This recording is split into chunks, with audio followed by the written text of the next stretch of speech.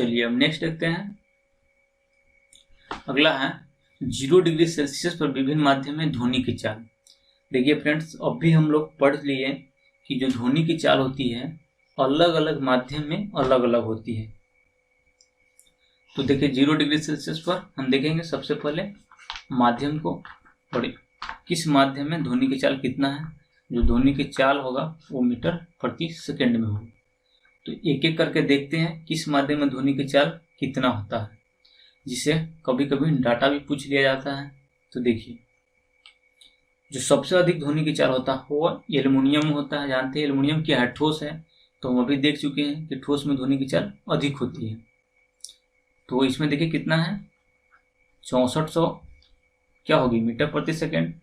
उसके बाद स्टील, तो स्टील में देखिए कितना है, ये सभी क्वेश्चन पूछे गए हुए हैं।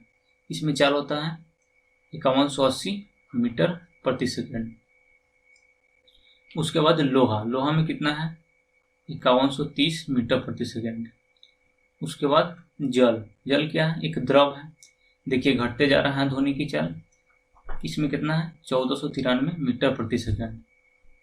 उसके बाद वायु यानी हवा, इसमें ध्वनि की चाल कितना होती है 332 मीटर प्रति सेकंड। देखिए फ्रेंड्स, ये जो भी हम पॉइंट्स लिखे हैं ये किसी न किसी एग्जाम में पूछे गए हैं। सबसे ज़्यादा जो पूछे गए हैं वायु का और स्टील का, तो इसका आप याद रखिएगा। अब देखिए यहाँ पे एक चीज़ देखने को आपको मिला 0 डिग्री सेल्सियस। तो ये जो भी चाल है 0 डिग्री सेल्सियस पर ध्वनि की चाल है। तो आपके मन में एक सवाल उठता होगा कि अगर हम 10 डिग्री सेल्सियस करें या 50 डिग्री सेल्सियस करें या 100 डिग्री सेल्सियस कर दें तब ध्वनि की चाल क्या होगी। तब देखिए अगर हम 10 डिग्री सेल्सियस कर दे या 100 डिग्री सेल्सियस कर दे तब ध्वनि की चाल बदल जाएगी। तो इसके लिए एक फॉर्मूला होता है ध्वनि की चाल निकालने के लिए। देखिए वायु में ध्वनि की चाल कितना है 332 प्लस 0.61 टी मीटर प्रति सेकंड। अगर आप निकालना चाहते हैं कि ध्वनि की चाल 100 डिग्री सेल्सियस पे बताइए कितना होगा, तो देखिए हम इसमें चाल निकालने के लिए क्या करेंगे, 332 है रहने दिए प्लस 0.61। यहाँ पे टी क्या है, तापमान है। यहाँ टी क्या है, टेम्परेचर है। तो टेम्परेचर कितना दिया हुआ 100 डिग्री सेल्सियस, इसमें आप 100 से गुना कर दीजिए मीटर प्रति सेकंड। अब देखिए 332 प्लस यहाँ पे देखिए दशमलव रहेगा 100 आ जाएगा, कर दीजिए कितना बच गया 61 मीटर प्रति सेकंड। तो अब जोड़ दीजिएगा कितना हो जाएगा 2 1 3 6 3 9 और ये कितना हो गया 3, तो कितना आया 393 मीटर प्रति सेकंड। तो इस तरह से आप 100 डिग्री सेल्सियस, 10 डिग्री सेल्सियस या 20 डिग्री सेल्सियस पे भी आसानी से ध्वनि की चाल निकाल सकते हैं। अब हम नेक्स्ट पॉइंट देखते हैं। देखिए अब कुछ पॉइंट्स है जिसको आप याद रखिएगा। देखिए पॉइंट्स क्या है कि जब ध्वनि एक माध्यम से दूसरे माध्यम में जाती है तब ध्वनि की चाल तथा तरंगदैर्घ्य बदल जाती है, लेकिन जो इसकी फ्रीक्वेंसी है वो नहीं बदलती है, क्योंकि ध्वनि फ्रीक्वेंसी पर निर्भर नहीं करती है। ये बहुत ही वीवीआई पॉइंट्स फ्रेंड्स, इससे एग्जाम में बहुत से क्वेश्चन आए हुए हैं। देखिए कह रहा एक माध्यम से दूसरे माध्यम में, जैसे कोई एक माध्यम लेते हैं ठोस, ये हो गया हमारा ठोस माध्यम, और ये हम ले लेते हैं द्रव।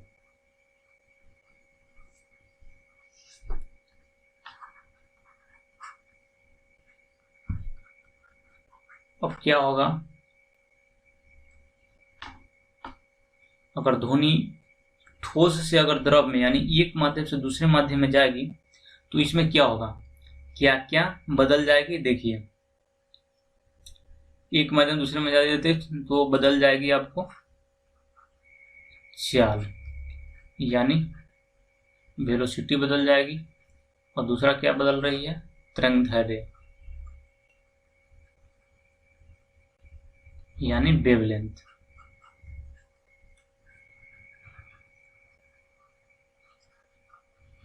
ये सब बदल जाएगी, लेकिन सिर्फ फ्रीक्वेंसी यानी आवृत्ति नहीं बदलेगी। तो आपको याद रखना है कि अगर एक माध्यम से दूसरे माध्यम में जाती है तो सिर्फ क्या बदलेगी, चाल तरंगदैर्घ्य बदल जाएगी, लेकिन आवृत्ति यानी फ्रीक्वेंसी नहीं बदलती है। क्योंकि आवृत्ति इसलिए नहीं बदलती है क्योंकि आवृत्ति पर निर्भर नहीं करती है। चलिए अगला पॉइंट है, देखिए प्रकाश तरंग की चाल ध्वनि तरंग की। देखिए प्रकाश की चाल कितना होता है, 3 × 10⁸ होता है मीटर प्रति सेकेंड। और ध्वनि तरंग की चाल कितना होता है हवा में, 330 मीटर प्रति सेकेंड। अब इसमें तुलना कीजिएगा तो देखिए जो प्रकाश की चाल है ध्वनि की चाल से क्या है, बहुत अधिक है। तो इसी पर आधारित क्वेश्चन आता है। अब देखिए क्वेश्चन किस तरह से आते हैं एग्जाम में। क्वेश्चन आता है कि बरसात के समय में आकाश में बिजली की चमक, देखिए बिजली की चमक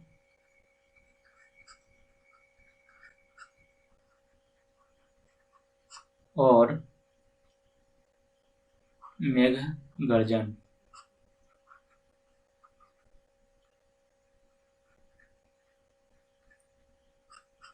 जिसको हम लोग थंडर कहते हैं, एक साथ उत्पन्न होती है। लेकिन बिजली की चमक पहले दिखाई देती है और मेघ गर्जन की आवाज बाद में सुनाई पड़ती है। इसका कारण क्या है, तो फ्रेंड्स इसका कारण है कि जो प्रकाश तरंग की चाल होती है वो ध्वनि की चाल से अधिक होती है। इसीलिए जो बिजली की चमक होती है वो हमको पहले दिखाई देती है और जो मेघ गर्जन की आवाज होती है बाद में सुनाई पड़ती है। क्योंकि देखिए जो ध्वनि की चाल है कितना है, 330 मीटर प्रति सेकेंड है। और देखिए प्रकाश की चाल कितना अधिक है, 3 × 10⁸ मीटर प्रति सेकेंड है। अब हम देखेंगे कि ध्वनि की चाल पे किसका क्या प्रभाव पड़ता है। आप देखे होइएगा कि बरसात के दिनों में हमारी जो आवाज होती है बहुत दूर तक सुनाई पड़ती है और जो ठोस होती है उसमें ज़्यादा आवाज होती है। इसके कई सारे कारण हैं, तो हम इसके ध्वनि की चाल पर एक एक करके इफेक्ट को देखेंगे। तो देखिए effect on speed of sound, जिसमें पहला आता है ताप का प्रभाव यानी इफेक्ट ऑफ टेम्प। अब देखिए टेम्परेचर, स्पीड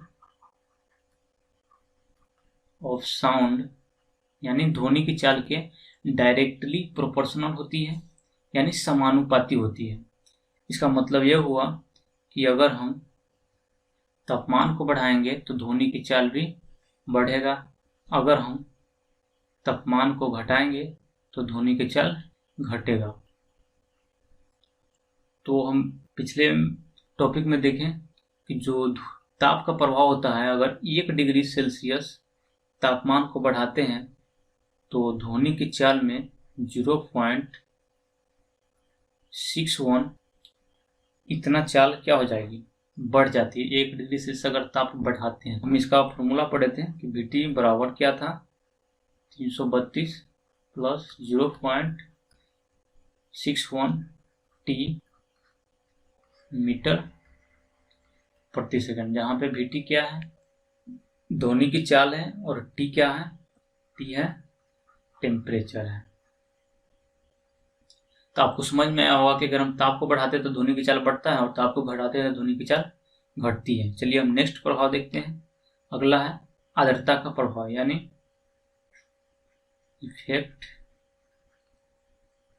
ऑफ ह्यूमिडिटी।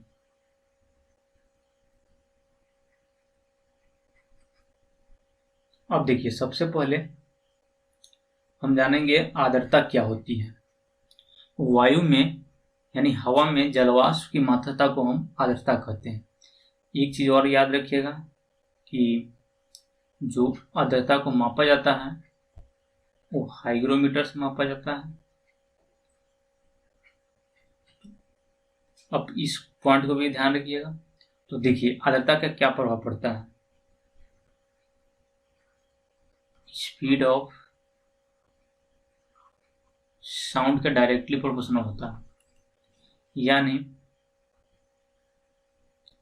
अगर हम आर्द्रता को बढ़ाते हैं तो ध्वनि की चाल भी बढ़ेगा, अगर हम आर्द्रता को घटाते हैं तो ध्वनि की चाल भी घटेगा।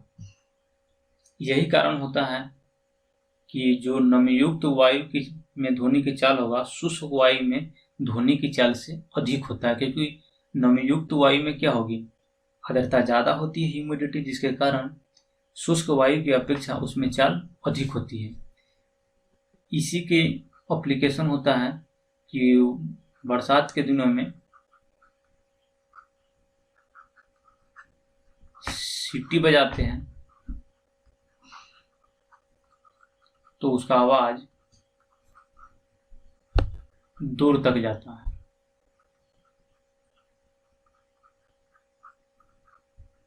यही कारण क्योंकि उसमें ह्यूमिडिटी की मात्रा ज्यादा होती है। चलिए अगला प्रभाव देखते हैं, दाब का प्रभाव।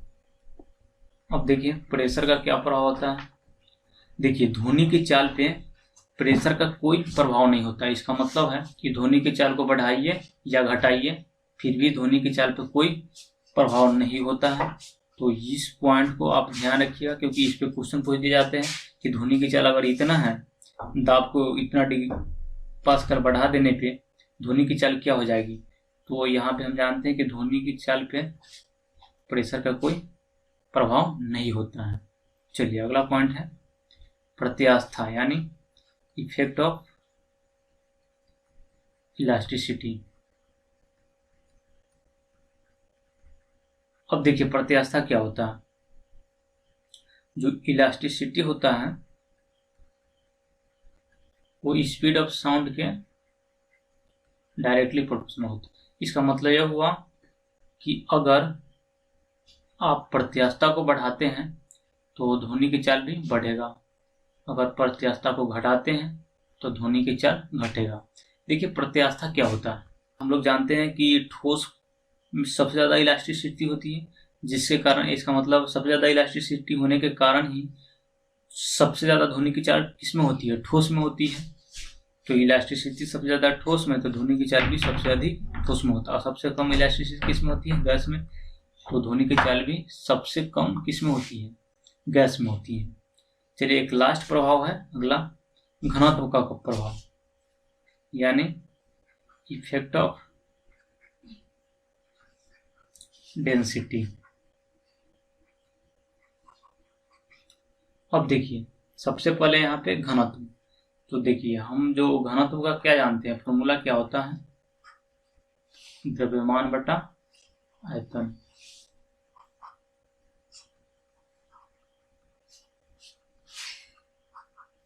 अगर हम इसका यूनिट की बात करें तो द्रव्यमान का यूनिट क्या था, केजी। आयतन का क्या होता है, मीटर क्यूब। तो क्या हो जाएगा, केजी प्रति मीटर क्यूब। कभी कभी ये भी क्वेश्चन आता है घनत्व किस में मापा जाता है, तो याद रखिएगा पिकोमीटर। और जो आर्द्रता था उसको हाइग्रोमीटर में मापा जाता था। तो अब घनत्व यानी जो डेंसिटी होगा स्पीड ऑफ साउंड के व्युत्क्रमानुपाती होती है। यानी अगर हम घनत्व को बढ़ाते हैं तो ध्वनि की चाल घट जाएगी, अगर हम घनत्व को घटाएंगे तो ध्वनि की चाल बढ़ जाएगी। तो फ्रेंड्स यह था ध्वनि की चाल पे प्रभाव को हम एक एक करके समझे।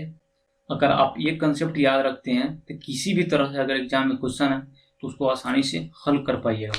तो फ्रेंड्स आपको यह वीडियो आपके एग्जाम के लिए हेल्पफुल हो तो इस वीडियो को लाइक, कमेंट और चैनल को सब्सक्राइब जरूर कीजिए। मिलते हैं नेक्स्ट वीडियो में। इस वीडियो को देखने के लिए आपका बहुत बहुत धन्यवाद।